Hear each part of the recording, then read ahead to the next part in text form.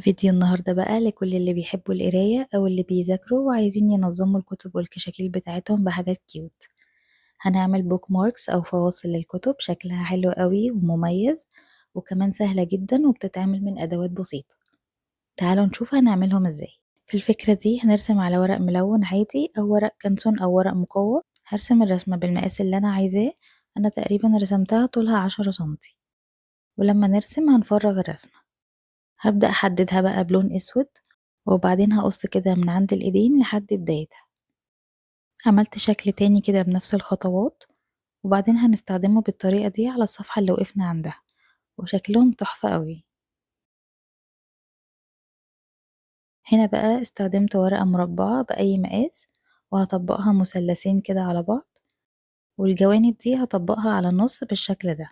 هفتح بقى الجنبين وهيكون في مثلث في النص كده، هطبقه لتحت عند أول الورقة، وبعدين هطبق المثلثين اللي في الجوانب لجوه كده، وده هيكون شكلها وهتكون مفتوحة من هنا بالشكل ده. هلزق ودنين بقى كده بنفس اللون، وعلى المثلث ده هلزق ورقة تانية لونها بينك وهرسم عليها دواير باللون الأبيض، ولزقت فيونكة من فوق وبس كده.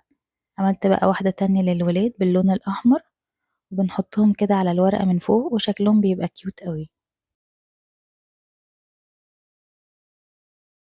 الفكرة دي من خافض اللسان، هحتاج واحدة كاملة وواحدة كده هرسم عليها خط مايل من فوق، وهقص منها 2 بنفس الشكل، وبعدين لونتهم بألوان أكريليك من الناحيتين، ورسمت بقى هنا كده قلوب ونقط باللون الأحمر، ومن فوق هثبت القطعتين دول عكس بعض كده وهيطلع لي شكل قلب حلو قوي.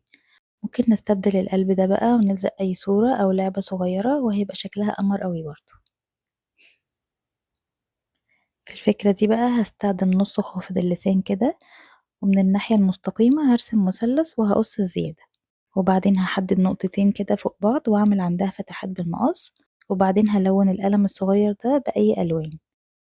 هستخدم بقى الأستك الرفيع ده وأدخله من الفتحات اللي عملناها، وهربطه من فوق، وكده بقى جاهز. بنستخدمه بالشكل ده، بيحدد لي كمان السطر اللي وقفت عنده مش الصفحة بس. والأستك ده بقى بيكون مناسب لو في كشكول أو كتاب طويل شوية. وبس كده، دي أفكار النهاردة. قولولي بقى ايه أكتر فكرة عجبتكم، وهستنى رأيكم في الكومنت.